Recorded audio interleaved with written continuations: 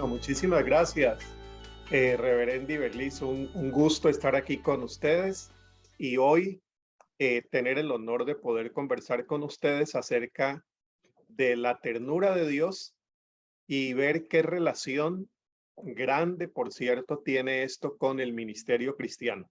Permítanme, voy a subir la presentación. Una mirada al ministerio desde la ternura de Dios. Ahí he puesto una imagen de Jesús como el buen pastor. Es una de las que más me gusta. Creo que tengo una colección de estas figuras y me estoy acordando que hace mucho tiempo, ya hace como unos 30 años, compré una artesanía sobre el buen pastor. Si me permiten 3 segundos, la tengo aquí cerca.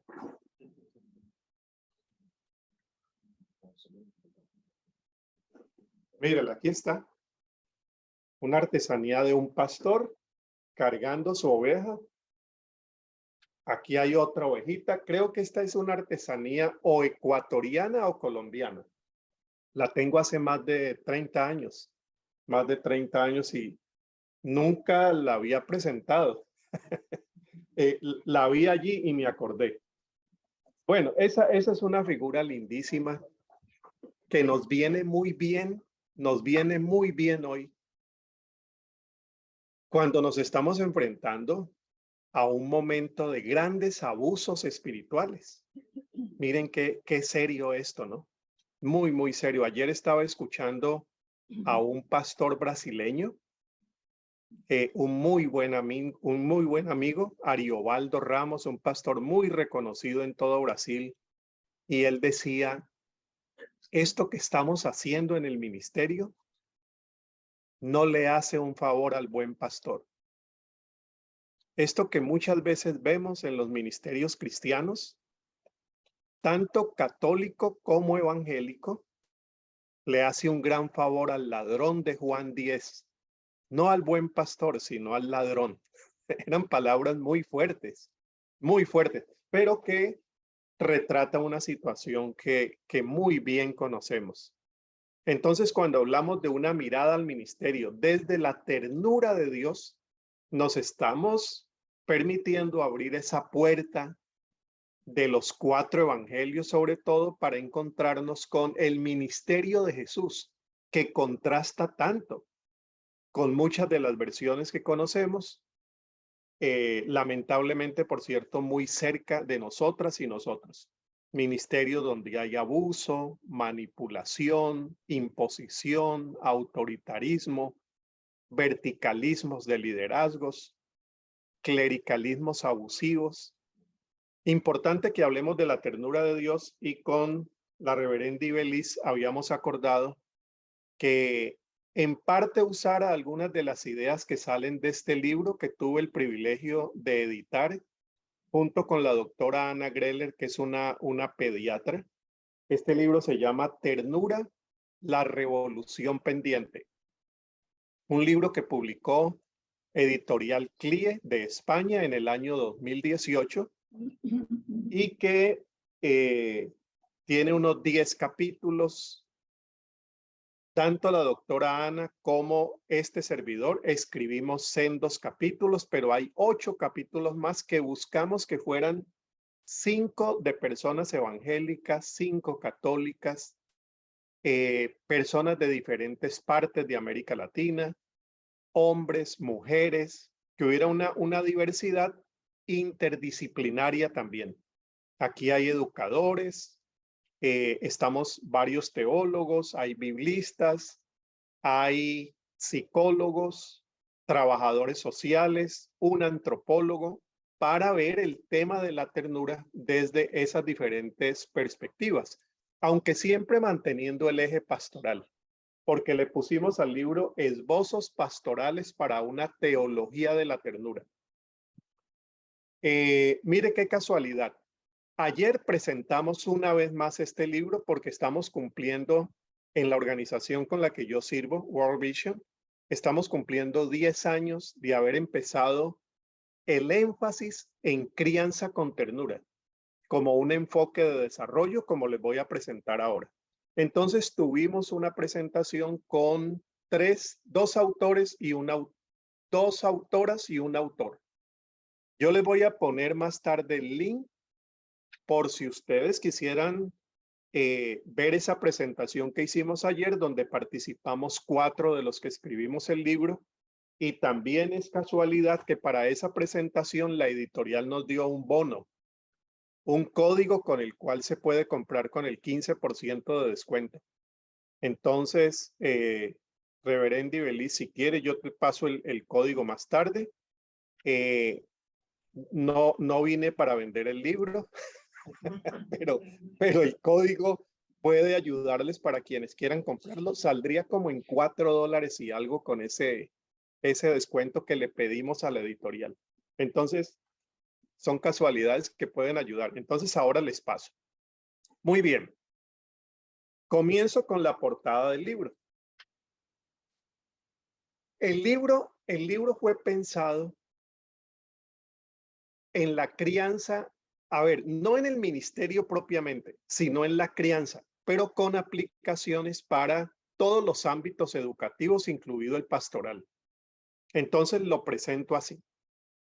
La crianza con ternura, nosotros la estamos presentando ya en esta mañana, no solamente como crianza, sino como enfoque general, como una revolución cultural que anima el florecimiento humano de la niñez, en el caso de la crianza, sus cuidadores y cuidadoras, estamos hablando de papás, mamás, abuelita, abuelito, maestros, maestras, pastores, pastoras, sacerdotes, religiosas, y los que participamos en la crianza de los más pequeños y la sociedad en general, porque tenemos el enfoque también en cómo incidimos en las políticas públicas para que esa crianza tierna y esas relaciones de ternura se puedan facilitar también con sociedades más justas y más equitativas.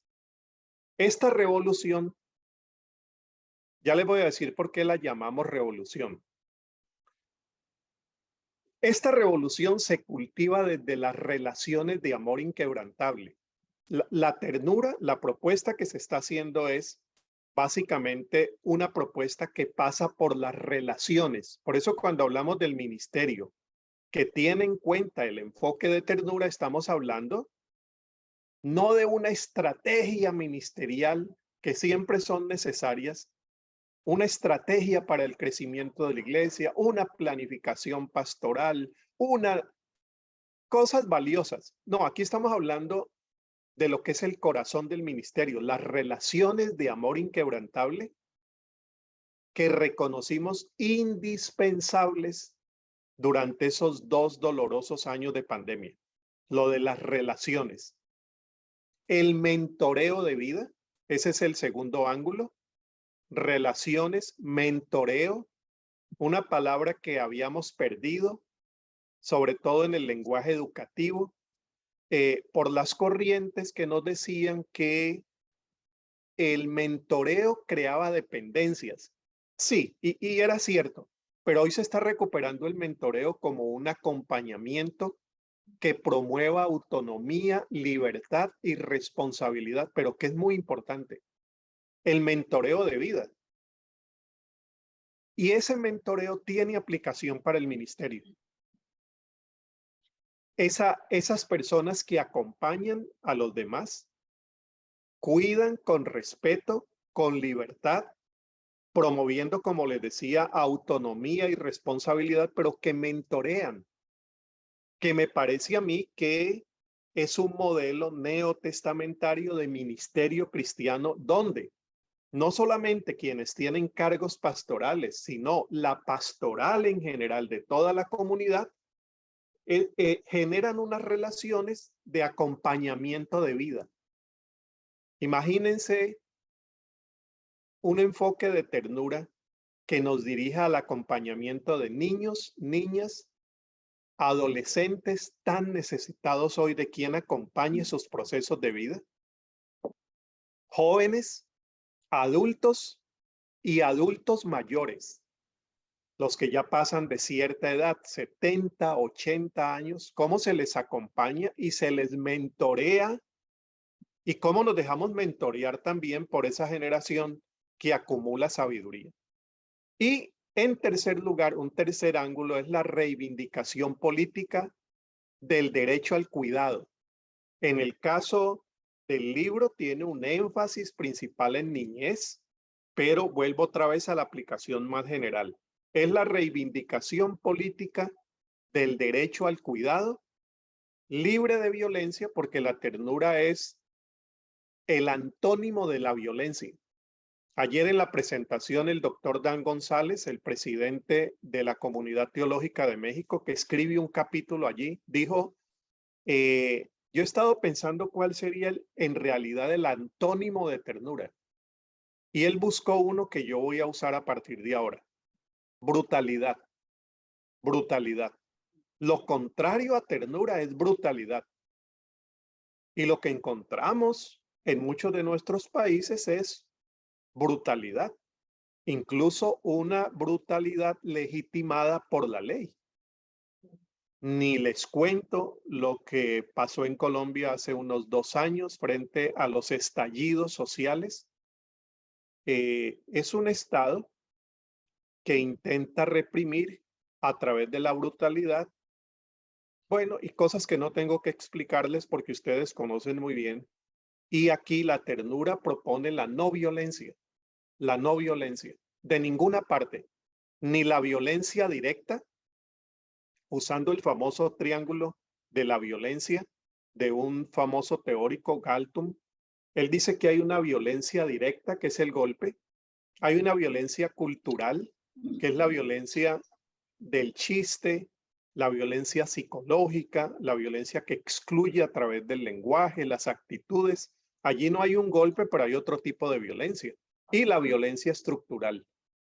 No hay cosa más violenta para nuestras comunidades que la pobreza, la desigualdad, la injusticia. Entonces, la ternura intenta pues superar también esas violencias en todas las expresiones que hemos mencionado ahora.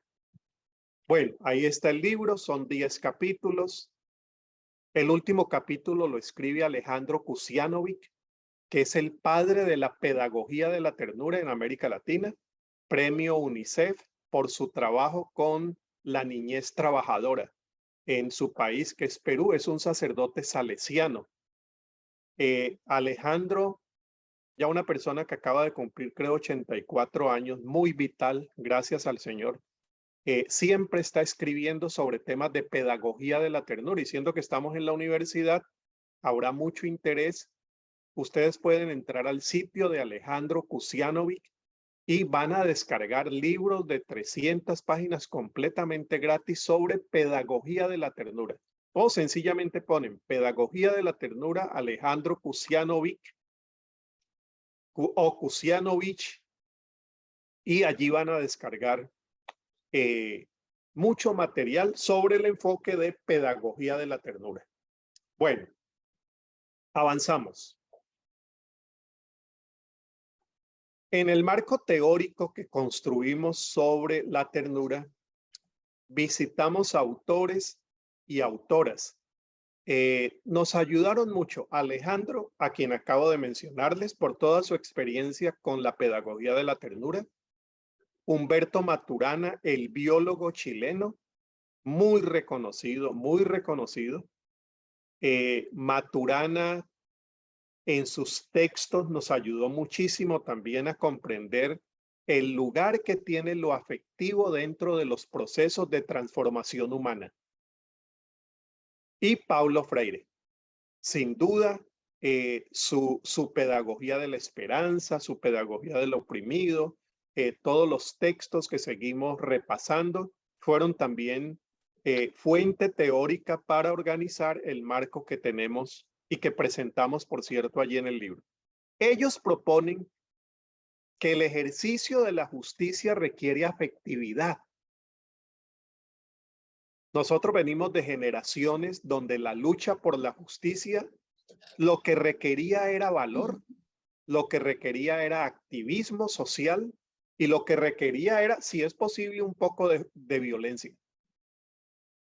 No, ellos están diciendo que en verdad buscar justicia requiere afectividad y que esa afectividad se aprende desde la misma crianza, se fomenta en la comunidad de fe. Por eso la importancia de un ministerio que tenga como centro también este enfoque de la ternura. Consecuentemente, no es solo un ejercicio intelectual y racional, sino que es un ejercicio integral de reflexión y emoción. Esto que algunos llaman, sobre todo un sociólogo colombiano, sentipensar.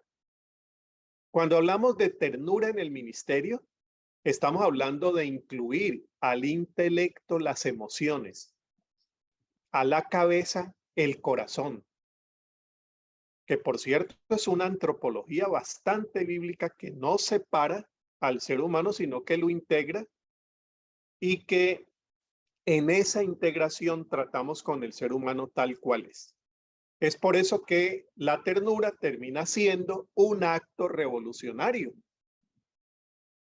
Amar como amó Jesús siempre será revolucionario. Relacionarnos con los demás como se relacionó Jesús siempre es un acto contracultural en sociedades donde estamos acostumbrados a tratarnos a partir del autoritarismo, el grito y la imposición. Javier Picasa, hablando de otro tema, decía en alguno de sus textos que nuestras sociedades han pasado por varias revoluciones.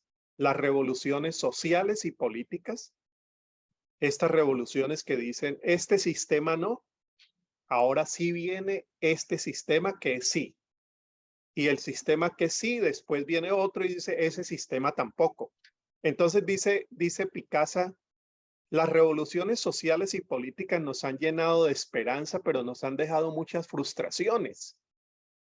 Hablar de revolución política en los 70, 80, cuando yo estuve en la universidad, era una cosa muy distinta a estos años que estamos viviendo, donde las mismas revoluciones han dejado tanta frustración. Entonces dice Picasa, esas revoluciones siempre son necesarias pensarlas, pero nos han quedado debiendo. Las revoluciones tecnológicas que intentan solucionarnos todos los grandes problemas nos han dejado grandes contribuciones. Habrá muchísimo que agradecerles, pero las revoluciones tecnológicas nos han quedado debiendo quizá más. Las revoluciones científicas que pensaron acabar con todos los males de la sociedad nos quedaron debiendo después de la Primera, Segunda Guerra Mundial y el Holocausto. La ciencia de comienzos del siglo XX que decía prometer la solución de los grandes problemas a través de la ciencia, pues miren lo que pasó en las dos guerras mundiales, porque fueron los científicos quienes diseñaron los armamentos y las grandes bombas.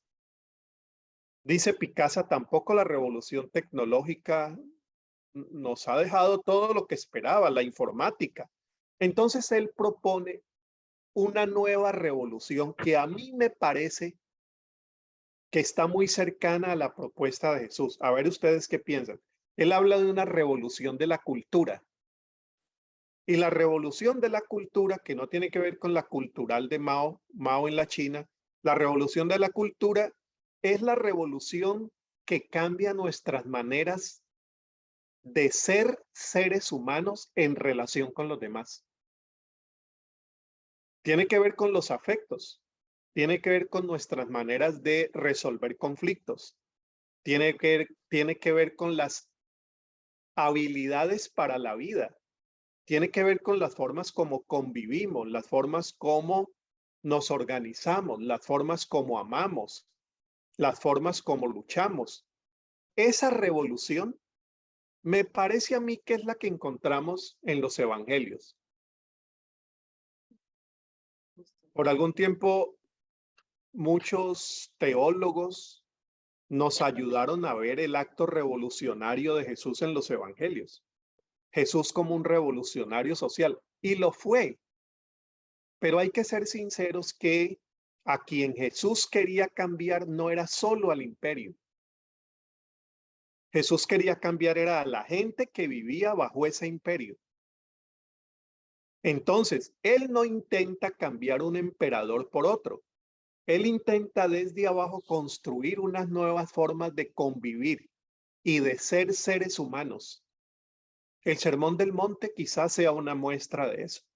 Entonces, la ternura retoma ese énfasis en lo cultural como aquello que construimos en nuestras relaciones y en nuestras convivencias diarias. Nos ayuda a realizarnos como seres amorosos, no ingenuos, no manipulables, sino comprometidos con la reflexión y las acciones que humanizan, sobre todo en una sociedad tan deshumanizada. Me gusta repetir que hoy el nombre del pecado sería deshumanización. Y la propuesta de Jesús es precisamente humanización, que sería el nombre de la salvación. Frente a la deshumanización, la salvación que propone el Evangelio es humanizarnos. He venido para que tengan vida y la tengan plena. No solamente una vida eterna en el más allá, sino una vida entera, aquí y ahora, que tiene que ver con esas relaciones humanizadas, comprometidos con esa acción humanizante, transformadora, liberadora, sobre todo a aquellas personas carentes de amor y de justicia. Se trata entonces de una revolución cristiana de tipo social y personal, en la que se involucra y se construye desde o se fomenta desde nuestras comunidades de fe. De allí la importancia del ministerio. Es una respuesta que promueve la transformación de estructuras educativas, estructuras culturales. Imagínense la influencia que tenemos en los ministerios cristianos para desarrollar estas estructuras educativas y culturales que vayan en contra de esas otras que por tradición han perpetuado modelos patriarcales, modelos que se expresan tanto en la educación, en la casa, en la escuela, en el trabajo y en la iglesia, que han sido modelos educativos basados en el miedo y el dolor. Y ahí tendríamos para conversar en otro momento sobre nuestras teologías a veces tan orientadas al miedo. Nuestras predicaciones y nuestras pedagogías cristianas tienen una gran carga de miedo y de dolor.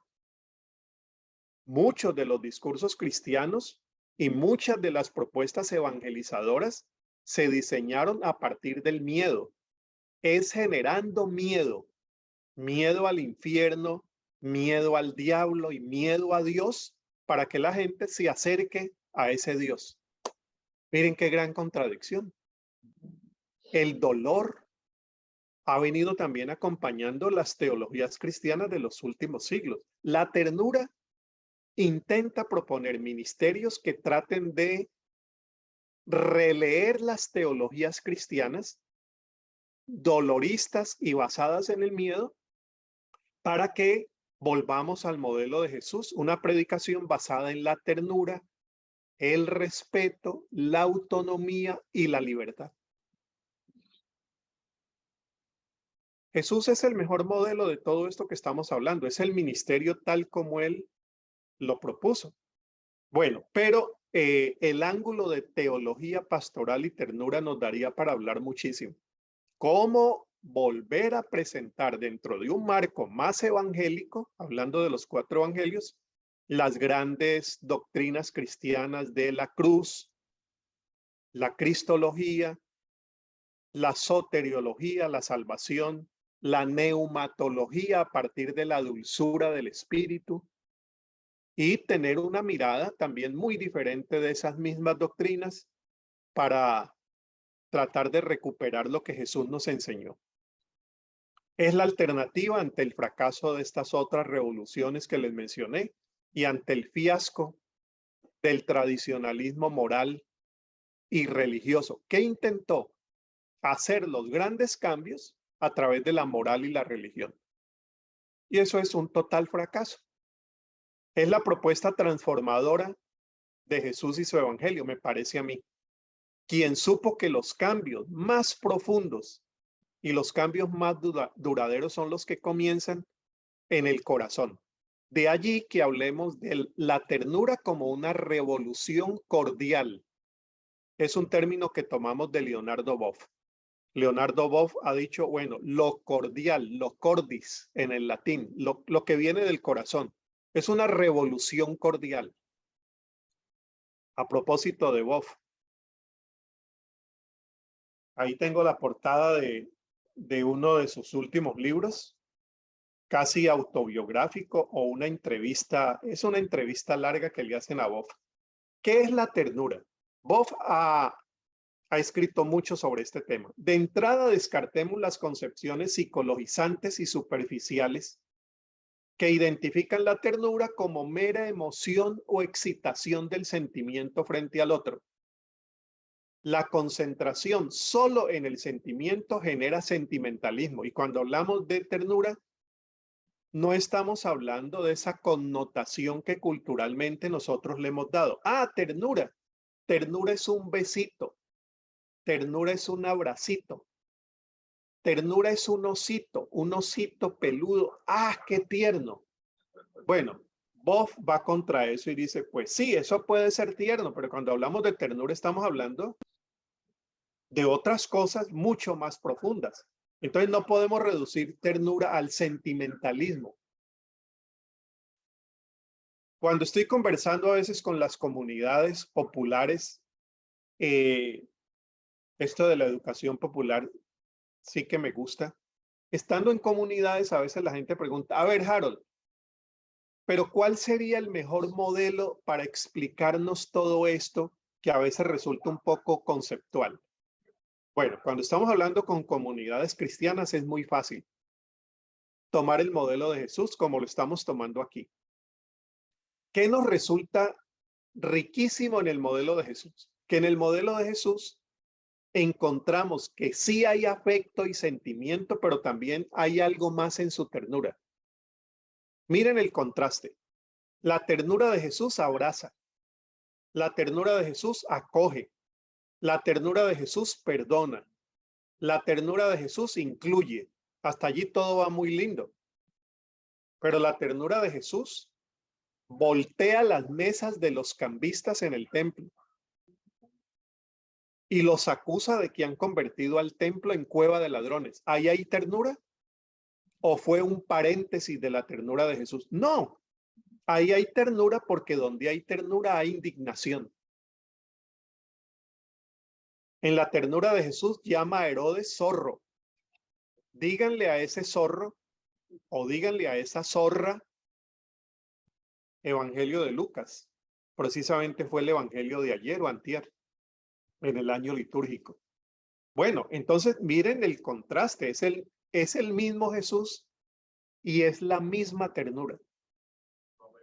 Para salirnos del enfoque solamente psicologizante y sentimentalista, como lo dice Leonardo Boff.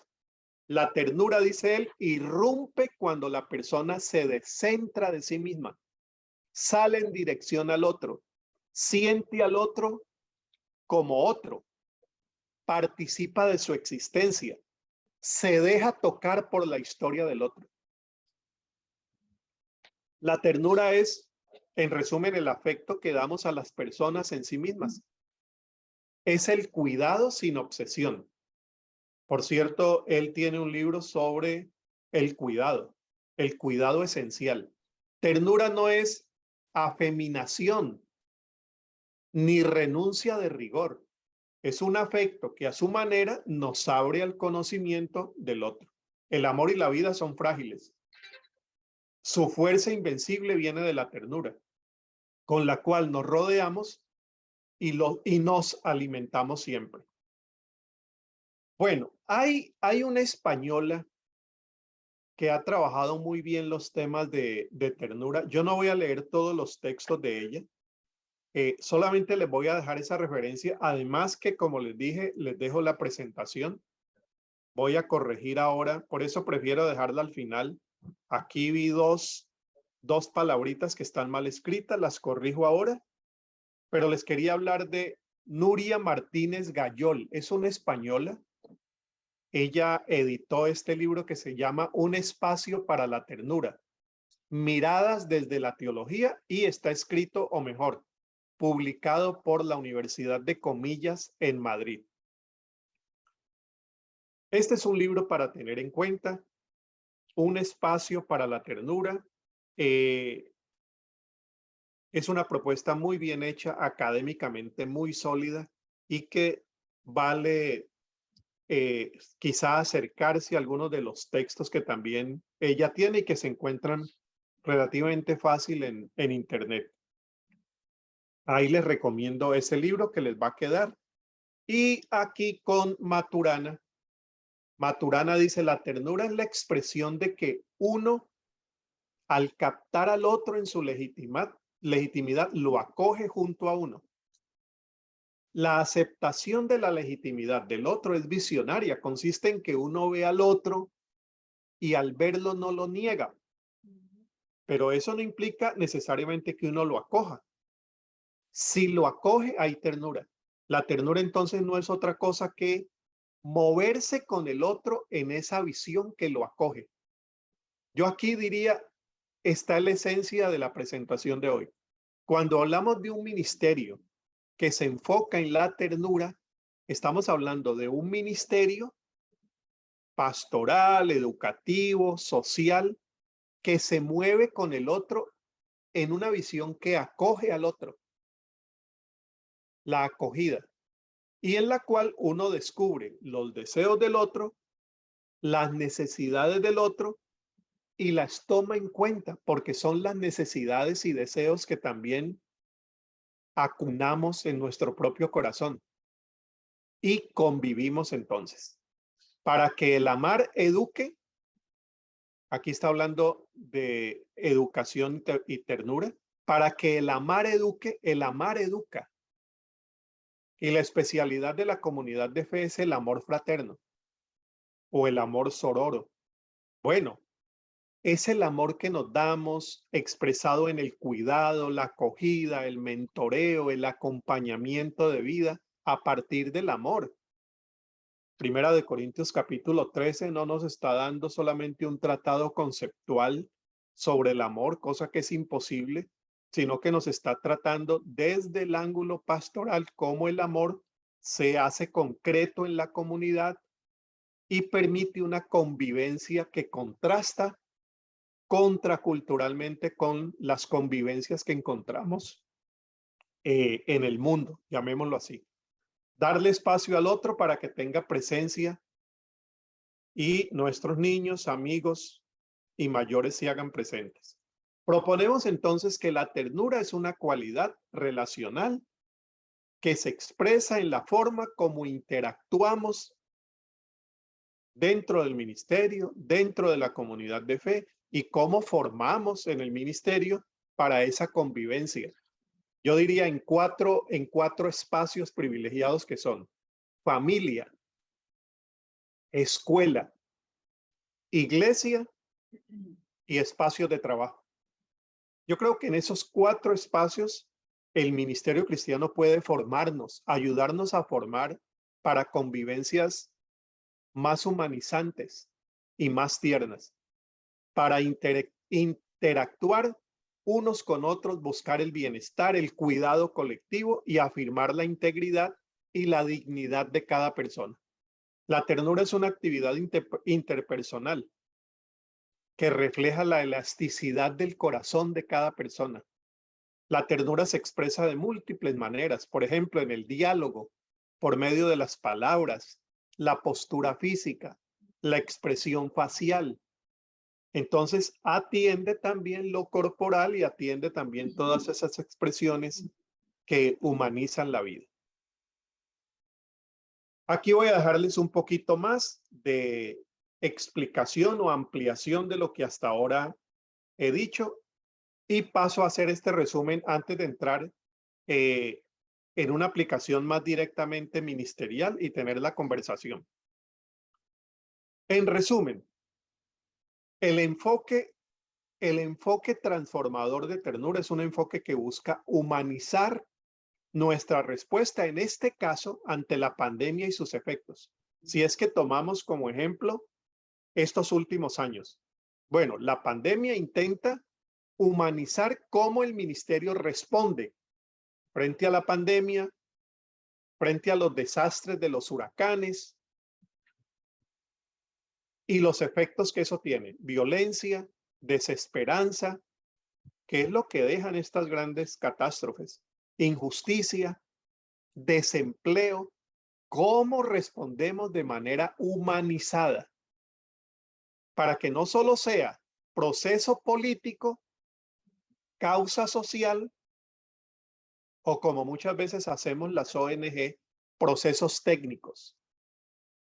En esta comunidad hay un problema, viene la intervención del agente de desarrollo, aplica unas técnicas transformadoras. Bueno, importantísimo, pero la ternura dice, eso tiene que venir dentro de un modelo que humanice las relaciones.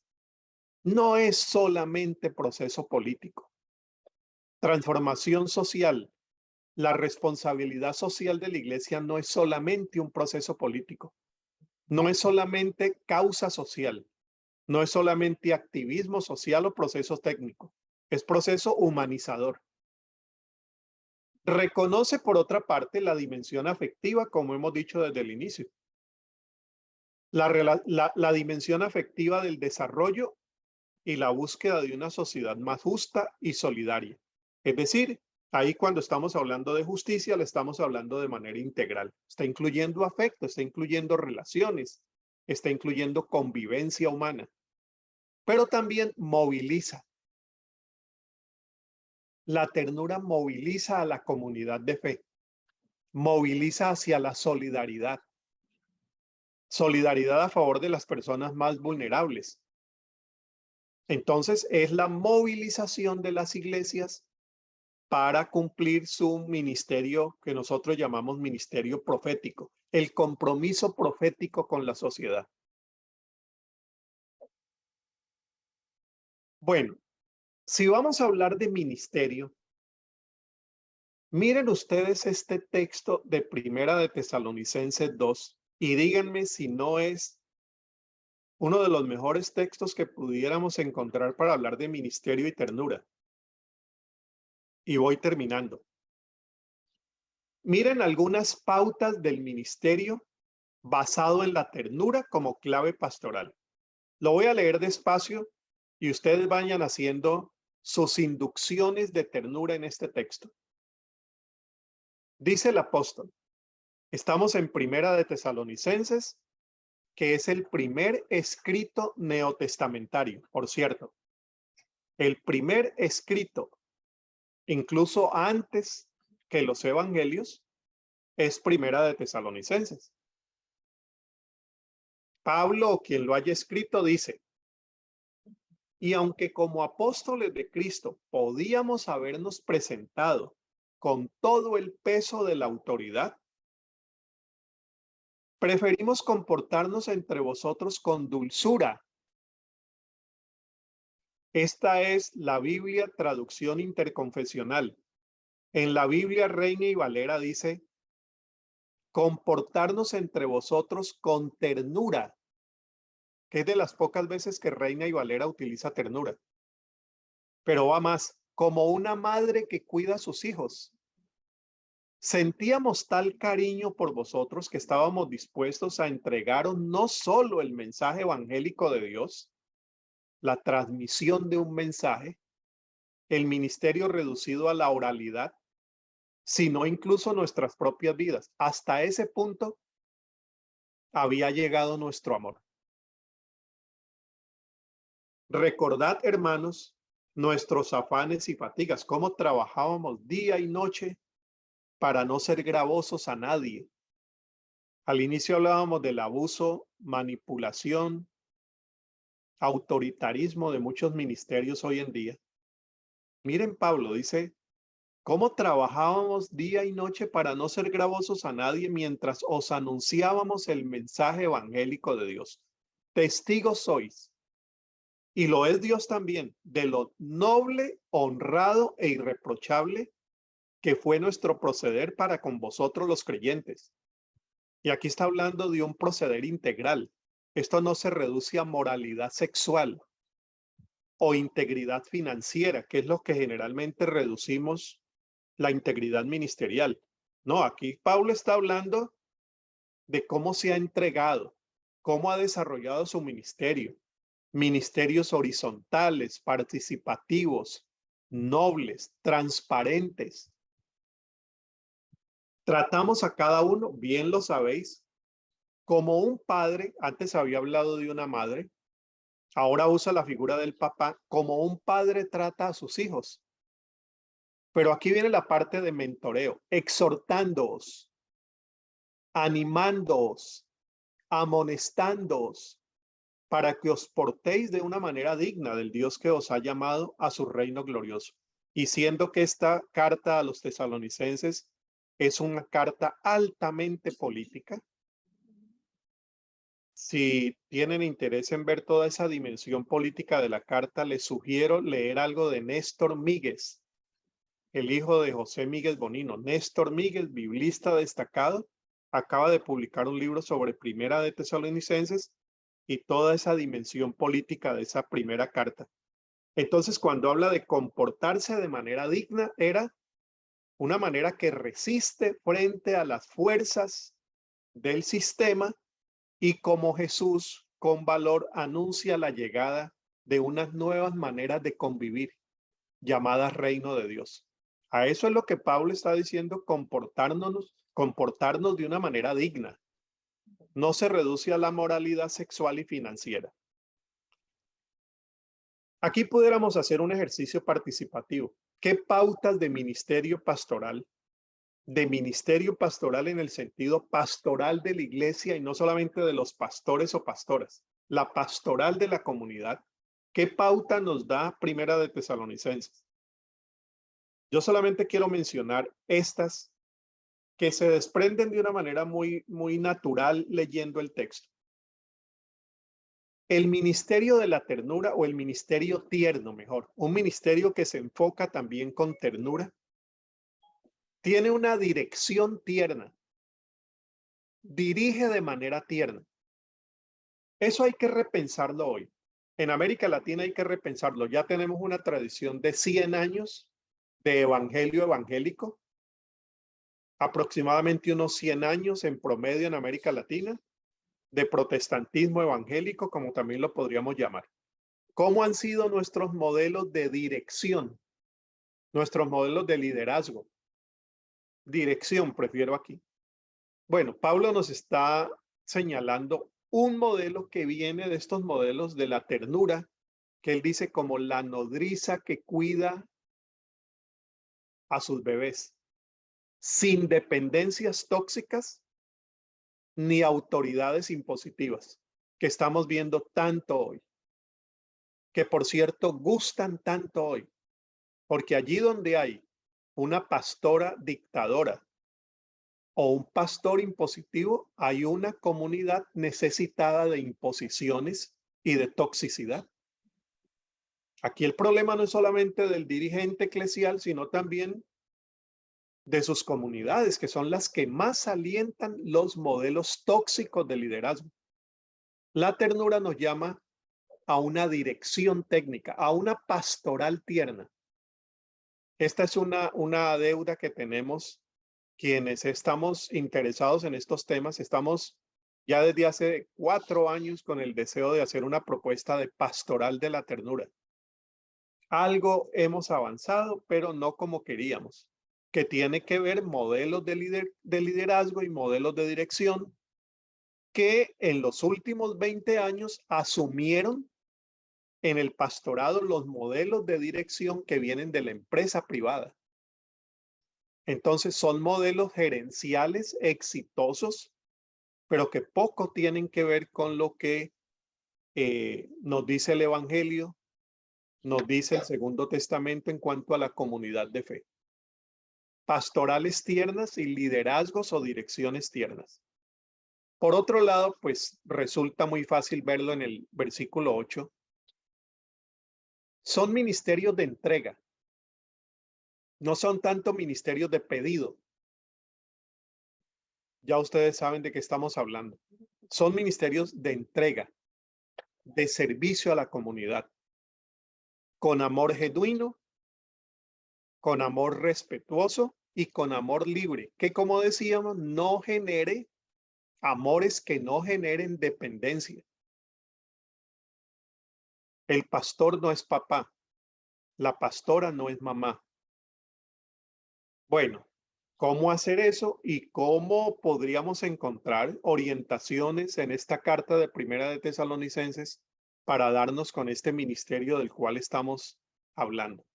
Esfuerzo tierno, sin depender, ahí repetí esta parte y ahora la cambio. Cuando estamos hablando del esfuerzo tierno es cuando Pablo habla de me di por ustedes, luché por ustedes, no quise reclamarles nada, incluso mis ojos hubiera podido dárselos a ustedes, dice, con desvelos, había un esfuerzo, pero no un esfuerzo que destruye al mismo ministro o ministra. Hay un esfuerzo de ternura. Entonces, aquí tendríamos para hablar sobre cómo desarrollar ministerios entregados sin repetir los modelos que tuvimos de pastoras y pastores de décadas anteriores, donde la entrega a la comunidad era descuido de su salud, descuido de su familia y descuido de sus finanzas. ¿Cómo lograr hoy, para estas nuevas generaciones y para nosotros, hablar de ministerios que se esfuerzan y se entregan, pero con ternura, cuidándose ellos mismos? Venimos de una generación de pastoras y pastores, sobre todo pastores. Décadas anteriores no había muchas pastoras, infortunadamente, pero venimos de modelos de pastores que se sentían ejemplo de la comunidad cuando decían que hace 10 años no tomo vacaciones. Y eso era un modelo. Bueno, hasta hace muy poco, comienzos de este año, yo estaba hablando de otro tema con pastores, hablando del cuidado de sí mismos, era el tema, ahora recuerdo. Y uno de los pastores interrumpió y me dijo, Harold, yo quisiera que usted me orientara, porque esto que usted está diciendo es muy cierto. Necesitamos cuidarnos a nosotros mismos. Usted habla que usted va al gimnasio, que usted dibuja, que a usted le gusta la música salsa. Un día hablamos de música salsa, Sonora Ponceña, Gran Combo y otras cosas. Pero dígame, Gilberto Santa Rosa, Ismael Miranda, seguimos orando por él, Ismael Rivera. Bueno, pero miren lo siguiente. Él me interrumpe y me dice, si yo le digo eso a la iglesia, así como usted nos lo está diciendo a nosotros, ellos me van a decir, este es un pastor vago. Porque el pastor en mi iglesia, me decía, en mi iglesia pentecostal no tiene esos derechos. Por lo tanto, yo me voy a veces a descansar al escondido de la iglesia. Es la realidad. Iglesias que no han sido formadas para eso. Aquí hablamos del esfuerzo tierno. Pablo se entrega, pero Pablo no se sacrifica. En el sentido de que ya hubo alguien que se sacrificó, Jesús. No nos pide más sacrificios. ¿Cómo entregarnos al ministerio, a la familia, a la causa social sin destruirnos? La ternura tiene que ver con eso porque la ternura incluye el autocuidado y la integridad tierna, exentos de abuso espiritual, que es un tema que está en la base de estos enfoques de ternura y que es una propuesta alternativa precisamente a los ministerios abusivos. Termino. Salmo 103. El Señor es compasivo y misericordioso, lento para enojarse y está lleno de amor inagotable. No nos reprenderá todo el tiempo ni seguirá enojado para siempre. No nos castiga por todos nuestros pecados, no nos trata con la severidad que merecemos. Pues su amor inagotable hacia los que le temen es tan inmenso como la altura de los cielos sobre la tierra. Llevó nuestros pecados tan lejos de nosotros como está el oriente del occidente. El Señor es como un padre con sus hijos, tierno y compasivo con los que le temen. Pues Él sabe que Él sabe lo débiles que somos. Se acuerda de que tan solo somos polvo. Y un ministerio que tiene en cuenta la ternura, tiene en cuenta esa esencia de polvo que nos constituye. Esa esencia de polvo, polvo eres y en polvo te convertirás, que constituye a nuestras comunidades. Y nos tratamos con la delicadeza del polvo y la ternura de este Dios que nos recuerda que así debe ser. Muchísimas gracias. Y Belis, ahora tienes la coordinación de este momento que siempre disfruto más y la respuesta que vamos a tener. Muchísimas gracias y creo que estoy dentro del tiempo que amablemente me concediste. Muchas gracias. ¿Digo algo? ¿Puedo decir algo? Estás trayendo algo que quizá yo debía haber tratado más detalladamente, que es cómo vivir la ternura en contextos de brutalidad. En América Latina, cuando hablamos de ministerio, estamos hablando de cientos y cientos de personas abusadas en su propia comunidad de fe. Ese es un tema que tenemos que tener muy en cuenta. En la Iglesia Católica, el gran escándalo con los abusos sexuales, la Convención Bautista del Sur, más de 600 casos de abuso que fueron registrados este año, manipulaciones, en fin, la lista es larga. ¿Cómo la ternura entra en diálogo con estos contextos de brutalidad? Yo solamente quiero mencionarte algo. La ternura es una forma de no permitir que la brutalidad nos destruya y de no darle la palabra final a la brutalidad. Y el modelo de eso es Jesús. Jesús propone un modelo de ternura, de amor, de respeto en medio de la brutalidad de la cruz. O sea, nosotros no tenemos un maestro de la prosperidad sentado en el trono de Roma y desde allí dirigiendo el Sermón del Monte. Tenemos un niño migrante que vamos a recordar en Navidad. Tenemos un adulto en conflicto con la religión, víctima de muchos abusos, incluido el final que le lleva a la cruz. Pero desde allí la respuesta de Dios, desde allí la respuesta de ternura de Dios, que es la resurrección. La última palabra la tiene la vida. Y en el caso, por ejemplo, de tantos abusos, siempre nos preguntan cómo actúa la justicia aquí. Buscando restauración, buscando justicia, pero no dejando que el mal tenga la última palabra. Donde hay venganza, la ternura ha fracasado y la brutalidad ha vencido. Vengo de un contexto de muchas brutalidades, como es Colombia, contexto de más de 70 años de lucha armada, y cuando se nos pregunta cómo pasar esa página de la historia, volvemos a lo mismo, es justicia que restaura, pero que no le da la última palabra a la brutalidad. Y para eso necesitamos algo que venga mucho más, que venga con mucha más fuerza que la que un partido político puede darnos. Es el evangelio que sana y que desde allí puede responder con una ternura que se abraza a sí mismo cuando nadie más nos quiere abrazar. Muchas gracias. Y bueno, muchísimas gracias para todas, para todos. El Dios de la ternura nos acompañe y nos bendiga. Y gracias por la oportunidad. Muchas gracias.